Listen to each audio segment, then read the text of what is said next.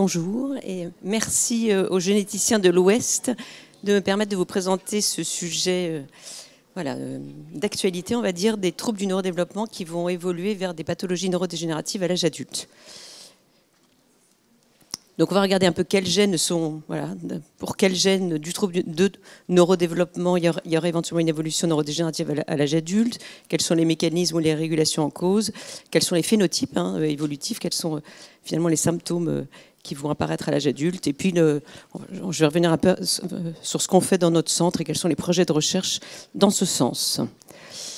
Donc il y a pas mal de littérature ces 2 dernières années sur effectivement des pathologies du neurodéveloppement, des gènes du neurodéveloppement qui vont évoluer sur des pathologies neurodégénératives. Il y en a que vous connaissez tous mieux que moi, qui suis neurologue de formation et pas généticienne. Je passe.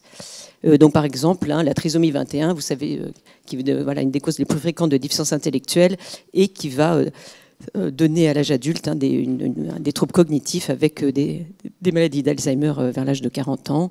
On ne va pas tous les citer, mais par exemple les délétions 22q11, que vous connaissez très bien, responsable du syndrome de T-George, une cause de déficience intellectuelle, de difficulté d'apprentissage de degré variable, et qui va donner des syndromes parkinsoniens à l'âge adulte. Il y a d'autres gènes, NR4A2, RAP39B, qui, pareil, peuvent donner des Parkinson à un âge précoce, et puis d'autres gènes sur lesquels on reviendra. Et donc, il y a pas mal de papiers récents, puisque c'est des papiers du mois d'avril de cette année ou de mai de cette année, qui montrent qu'il y a, dans des pathologies du neurodéveloppement, en fait, elles vont conduire à des pathologies neurodégénératives, en fait, et que certains gènes du neurodéveloppement vont donner des pathologies neurodégénératives communes, comme des troubles cognitifs comme la maladie d'Alzheimer, des syndromes parkinsoniens, comme on vient de voir. Et même pour la maladie de Huntington, donc il y a un papier de Sandrine Imbert qui travaille à Grenoble, qui a beaucoup travaillé sur la maladie de Huntington avec notre équipe, avec Alexandra Dur en particulier, et qui a montré que sur des fœtus, des patients qui ont fait un test, des patients dont l'un des 2 membres du couple est porteur du gène de la huntingtine, et donc qui font un test prénatal pour savoir si l'enfant à naître va être porteur du gène ou non, et si les porteurs font une interruption de grossesse. Et donc Sandrine Imbert a eu accès à ces fœtus et a pu étudier les cerveaux de ces fœtus et a pu montrer que dès le stade embryonnaire, en fait, le développement du cortex était altéré chez ces fœtus porteurs d'une expansion du gène de la huntingtine, comme c'est décrit dans certains modèles murins de la maladie de Huntington. Et donc, la maladie pourtant neurodégénérative par excellence, devient finalement, il y a peut-être une part neurodéveloppementale chez les patients avec une maladie de Huntington. Il y a un autre papier qui a étudié une famille d'ubiquitine ligase de la subfamille des NED4 et qui a montré que en fait, ces mêmes protéines pouvaient être impliquées dans des pathologies du neurodéveloppement en fonction des voies de signalisation ou des voies métaboliques dans lesquelles elles intervenaient, ou dans des pathologies neurodégénératives, donc avec des mêmes protéines qui finalement pouvaient donner des pathologies du neurodéveloppement ou des pathologies neurodégénératives, et donc avec différentes hypothèses, comme en particulier des hypothèses finalement de différence de régulation, en particulier de régulation épigénétique, et que finalement il y aurait des différences d'expression ou de régulation de l'expression d'un gène qui modifierait son état d'activation en fonction de la voie métabolique ou de la voie de signalisation dans laquelle il intervient, ou d'une phase différente du développement. Et donc c'est comme ça une des hypothèses qui explique pourquoi finalement on retrouve les mêmes gènes dans des troubles du neurodéveloppement, des pathologies neurodégénératives, et que certains gènes vont à un moment donner un trouble du neurodéveloppement et puis à l'âge adulte une pathologie neurodégénérative. Et alors finalement, quels sont les différents phénotypes qu'on va trouver à l'âge adulte pour ces gènes du neurodéveloppement qui donnent des pathologies neurodégénératives? Donc on a déjà évoqué des modes évolutifs avec des gènes du neurodéveloppement qui vont donner des phénotypes extrapyramidaux à l'âge adulte. Et il y a un papier qui n'est pas très ancien, de l'année dernière, de janvier 2023, dans Movement Disorder Clinic Practice, qui reprend tous les gènes qui donnent des troubles du neurodéveloppement et qui peuvent donner des symptômes extrapyramidaux à l'âge adulte, en fonction, donc gènes qui sont classés en fonction de la voie métabolique ou de la voie de signalisation dans laquelle ils interviennent. Et donc on retrouve notre gène, nos délétions 22q11 par exemple, le gène WDR40 45 qui est responsable d'une neuronal brain accumulation, les NBIA. On va revoir un cas après. Le gène UBE3A qui est responsable du syndrome d'Angelman. Et les patients Angelman à l'âge adulte peuvent développer des syndromes extrapyramidaux, RAP39B qu'on a déjà vu, et beaucoup d'autres. Donc je ne vais pas vous faire un catalogue de tous les gènes, mais on va revenir sur certains pour lesquels il y a des collaborations ou des projets de recherche en cours. En particulier donc, dans ces gènes qui donnent un phénotype extrapyramidal à l'âge adulte. Je vous ai parlé du gène WDR45, responsable donc, d'une neurodégénérescence avec accumulation intracérébrale de fer. Et il y a actuellement donc, une demande de PHRC nationale par l'équipe de Bordeaux, avec Chloé Angelini et Cyril Goiset, pour étudier ces patients porteurs ces patientes, puisque en l'occurrence pour WDR45, ce sont des patientes, puisque c'est un gène qui est sur le chromosome X, mais les autres gènes responsables de NBIA, comme la 2G6 ou les ferritinopathies, voilà, pour essayer d'avoir une cohorte de patients bien décrite sur le plan phénotypique et évolution naturelle de la maladie.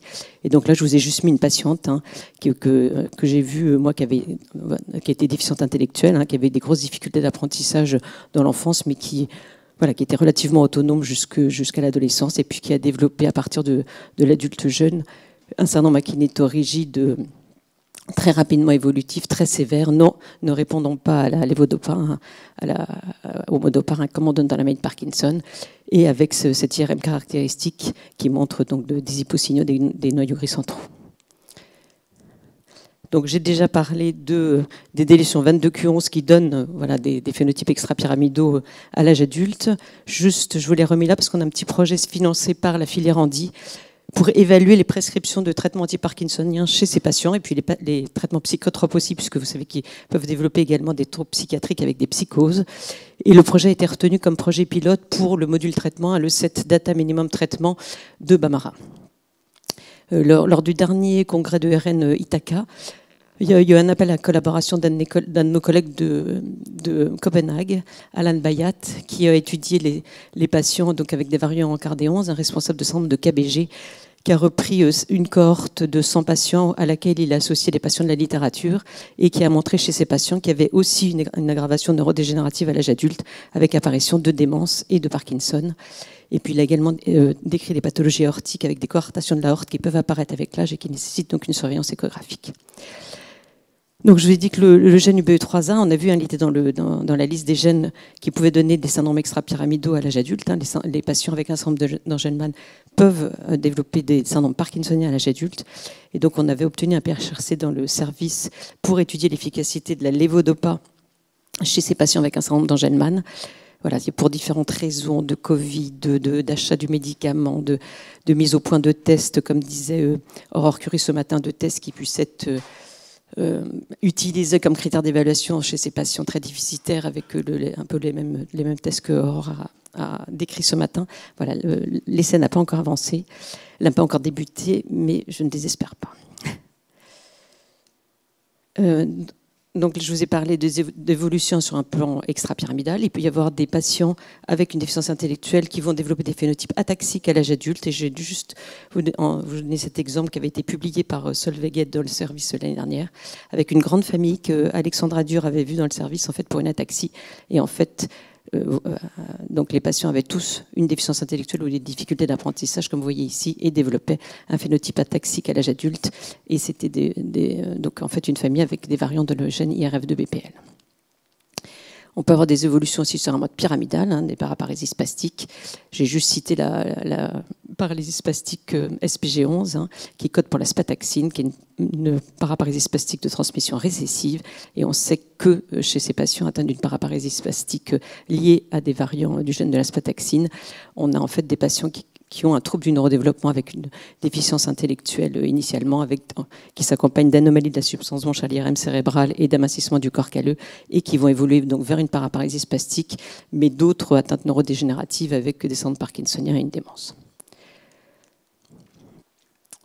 Donc nos patients avec troubles du neurodéveloppement, je l'ai déjà un petit peu évoqué, peuvent évoluer vers des tableaux psychiatriques à l'âge adulte avec des régressions catatoniques, par exemple. Donc, je ne reviens pas sur les délétions 22q11 qui peuvent évoluer avec des tableaux de psychose. On a décrit de façon plus récente chez les patients atteints d'un syndrome de Kleefstra liés à des variants du gène HMT1, des psychoses avec autisme et régression. Et dans un papier de mai de cette année, sur 100 patients atteints d'un syndrome de Kleefstra, il y a 14 patients qui ont présenté à l'âge adulte une régression sur le plan moteur, cognitif et psychosocial. Il y a beaucoup d'autres gènes chez lesquels on décrit maintenant des régressions à l'âge adulte jeune, DDX3X, CHANT3, KMT2B et bien d'autres. Juste pour ne pas mettre tout sur le compte, donc quand il y a une régression chez un patient adulte qui a un trouble du neurodéveloppement, ou ne pas mettre quand même tout sur le compte finalement de son variant génétique et de rester quand même, voilà, de faire un bilan avant, avant de dire que finalement c'est une évolution neurodégénérative classique dans son syndrome génétique rare. Voilà, il y avait j'avais vu une patiente en relais enfant-adulte de Laurence Perrin, de Robert Debré, qui était une patiente avec un syndrome de Kleefstra. Il y avait une duplication intragénique de certains gènes du gène HMT1. Et en fait, elle a développé des troubles psychiatriques, une régression, une confusion, une catatonie. Et elle ne répondait pas du tout au traitement que les psychiatres donnent classiquement dans la catatonie. Donc finalement, elle a été hospitalisée en neurologie. Elle a eu tout un bilan qui a conduit à un diagnostic d'encéphalite auto-immune sur les résultats d'un PET scan, d'anticorps anti-thyroglobuline positifs, et surtout, elle s'est considérablement améliorée avec un traitement par immunoglobuline intraveineuse. Donc du coup, voilà, avant de dire que c'est l'évolution naturelle de troubles neurodéveloppementaux et qui vont tous donner des... Voilà, et faire quand même un bilan si c'est un peu atypique. Il y a des patients qui vont aussi évoluer sur un mode cognitif, qui vont donc présenter des troubles cognitifs à l'âge adulte. Voilà, il y a aussi des papiers très récents de 2024 dans Neurology ou encore plus récents de ce mois-ci qui fait un lien entre autisme et Alzheimer qui impliquerait certains gènes UB. Et donc dans ce papier qui étudie les démences dans des rares pathologies du neurodéveloppement, si vous regardez ici l'âge en abscisse en fonction du fonctionnement cognitif en ordonnée. Vous voyez ici la courbe noire qui est l'apparition d'une démence dans la population générale, qui est en fait liée à l'âge. L'apparition d'une démence donc en vert quand vous avez un gène de prédisposition à la démence, je sais pas, un variant dans APP ou présélinine ou autre gène de démence. L'aggravation éventuellement liée à des facteurs de l'environnement, une épilepsie, des troubles psychotiques, des troubles de l'humeur, ou des facteurs de risque cardiovasculaire, des polymédications ou des facteurs de la vie. Et puis vous voyez que nos patients avec intellectual disability, nos patients déficients intellectuels, finalement, c'est la courbe jaune, donc ils sont quand même plus à risque d'avoir des troubles cognitifs que la population générale, et un petit peu moins effectivement que les patients qui ont un variant dans un gène d'Alzheimer par exemple, mais le risque est plus important. Et donc il y a encore un papier du mois dernier, d'août 2024, dans lequel les auteurs ont repris des études de patients avec troubles du neurodéveloppement et évolution avec apparition de troubles cognitifs. C'est nos collègues de Toulouse qui ont fait cette review et finalement, ils concluent que dans 66% des études, il y a une association entre troubles du neurodéveloppement et troubles cognitifs neurodégénératifs, et donc les neurodevelopmental disorders représentent un facteur de risque de démence avec troubles cognitifs. Alors, qu'est-ce que dans le service, comment on essaye de voir l'évolution de ces patients avec troubles du neurodéveloppement et d'essayer de mettre en évidence donc, ce vieillissement un peu accéléré et ces pathologies neurodégénératives. Donc, on a une consultation déficience intellectuelle de l'adulte dans le service depuis bientôt 20 ans, avec une file active d'environ 1000 patients, dont 500 nouveaux par an. Donc, bien sûr, on fait de la réévaluation diagnostique à la lumière des dernières techniques de séquençage à haut débit avec un rendement diagnostique qui est comparable à tout ce qui a été dit aujourd'hui et ce qui est publié dans la littérature pour ces patients qui n'ont pas pu bénéficier de ces techniques dans l'enfance. Et surtout, on essaye de décrire le phénotype à l'âge adulte et l'évolution naturelle de ces pathologies. Alors, tout ça dans l'objectif, bien sûr, d'essayer d'arriver avant cette aggravation neurodégénérative et d'essayer de prévenir ce vieillissement pathologique chez nos patients. Il y a beaucoup de littérature sur le vieillissement pathologique. Et donc, voilà, vous avez quelqu'un de normal, de robuste, qui va passer à un stade fragile. Donc, ce stade de robuste à fragile, il est encore réversible. En revanche, arriver au stade dépendant, c'est irréversible. Et donc, il y a beaucoup de facteurs de vie qui influent sur ce passage. Et donc, pour essayer d'agir avant cette phase de dépendance, donc, il y a différents facteurs qui sont cités dans plusieurs papiers. Pour n'en citer qu'un, on peut regarder voilà, ce diagramme qui finalement voilà, n'est pas uniquement pour nos patients avec troubles de neurodéveloppement, mais qui pourrait être pour tout à chacun. Hein. Finalement, la prévention primaire innée pour devenir centenaire, hein, si ça, voilà, il faudrait avoir une vie sans stress, avec une réflexion spirituelle, une nutrition très naturelle, pas d'excès calorique, une consommation d'alcool modérée, ne pas être urbain, donc vivre à la campagne, avoir un but dans la vie, être centré sur la famille, avoir une activité physique mais modérée et une vie sociale engagée. Je vous laisse méditer. Et donc, quels moyens quelles études on a dans le service pour essayer d'étudier un peu cette évolution naturelle et ce phénotype de ces patients à l'âge adulte, hein. On a un projet India dans lequel pas mal d'entre vous participent, qui est en fait, c'est un projet qui est coordonné par Daphné Lehal dans le service, financé par l'association Personnage et qui vise à reprendre 1000 patients DI adultes, alors au-dessus de 20 ans, mais si possible au-dessus de 30, enfin le plus âgé possible, porteurs donc chez lesquels on a identifié donc un gène du neurodéveloppement pour voir un peu quelle est l'évolution naturelle, est-ce qu'il y a des pathologies neurodégénératives ou une régression. En parallèle, on a un autre projet qui a été aussi financé par l'association Personnage pour des patients qui sont vus sur 2 plateformes HandiConsult à la Salpêtrière et dans le 93 pour voir pour voir un peu l'évolution naturelle de ces patients, s'il y a des comorbidités ou des facteurs de risque qui sont identifiés lors de ces bilans médicaux systématiques. Il y a un projet coordonné par Solveig sur les Wiedemann-Steinert, les KMT2A, pour lequel elle a fait un appel à collaboration avec nos différentes filières et peut-être pas avec Ithaca. Et puis on a un projet avec l'Institut Jérôme Lejeune, avec Anne-Sophie Rebilla, de décrire l'histoire naturelle des patients porteurs d'un syndrome de l'X fragile. C'était une demande de l'association X fragile et pour lequel on a fait une demande de financement d'un ARC. Alors, on utilise des échelles, je ne vais pas toutes les mettre, pas tout vous décrire, quels sont les différents items qu'on recueille à chaque consultation pour ces patients. Bien sûr, des échelles d'évaluation neurologique. Hein, s'il y a des syndromes parkinsoniens, on va faire des échelles UPDRS qu'on utilise dans le Parkinson, des échelles d'ataxie, des échelles de démence adaptées à la déficience intellectuelle. Et surtout, on va utiliser des échelles de fragilité. C'est une échelle de fragilité qui a été développée dans la déficience intellectuelle pour essayer de voir à quel moment nos patients... Voilà, à quel moment apparaît à quel moment ils deviennent fragiles, en essayant d'avoir un point de départ, hein, quand on les voit en consultation pour la première fois, peut-être au moment de la transition ou plus tard, et puis de refaire ces échelles pour voir à quel moment finalement il y a une bascule et finalement on ne peut plus revenir en arrière. Associé bien sûr à de l'imagerie, à des échelles d'autonomie, à des biomarqueurs de neurodégénérescence éventuellement comme les neurofilaments et puis d'autres analyses. Donc, en conclusion, il y a vraisemblablement un continuum, trouble du neurodéveloppement, neurodégénérescence à l'âge adulte, des gènes communs, peut-être des régulations différentes qui font que certains gènes vont être up-régulés à certains moments, down-régulés à d'autres. Voilà, on ne connaît vraisemblablement pas tout. Intérêt, bien sûr, des consultations neuroadultes pour pouvoir décrire l'histoire naturelle, l'évolution à l'âge adulte de ces troubles du neurodéveloppement. Est-ce qu'il y a un vieillissement précoce? Quelles sont les pathologies neurodégénératives qui apparaissent? Dans l'objectif de décrire ces phénotypes, de pouvoir dire à nos collègues pédiatres, quand ils annoncent un diagnostic, comment ça va éventuellement évoluer. Optimiser, bien sûr, le parcours de soins de ces patients pour prévenir éventuellement certaines complications ou comorbidités. L'intérêt des collaborations au sein de nos différentes filières avec le RN Ithaca. Et puis, il y a un groupe de travail commission vieillissement dans la filière, dont je fais partie, dont Solveig fait partie, dont Anne-Sophie Rebilla fait partie. Et vous êtes les bienvenus si vous êtes intéressés par le vieillissement chez nos patients avec troubles de neurodéveloppement. Et je vous remercie de votre attention.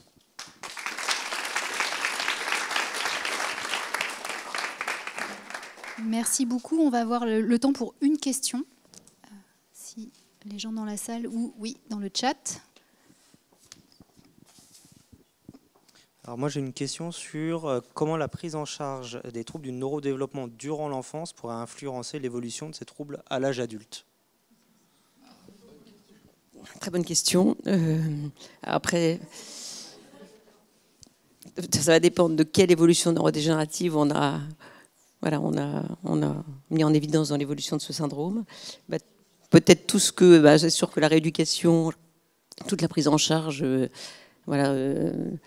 ergothérapie, enfin, toutes les rééducations qu'on peut mettre en place dans l'enfance voilà, sont importantes, mais comme on prend en charge comme les pédiatres prennent en charge tous les patients avec troubles du neurodéveloppement, et puis éventuellement quelques recommandations, comme on a vu dans tous ces papiers sur le vieillissement qui recommandent voilà, différents modes de vie entre guillemets pour essayer de prévenir, mais voilà, peut-être voilà, on peut faire des bilans pour prévenir, mais voilà, ça va être compliqué.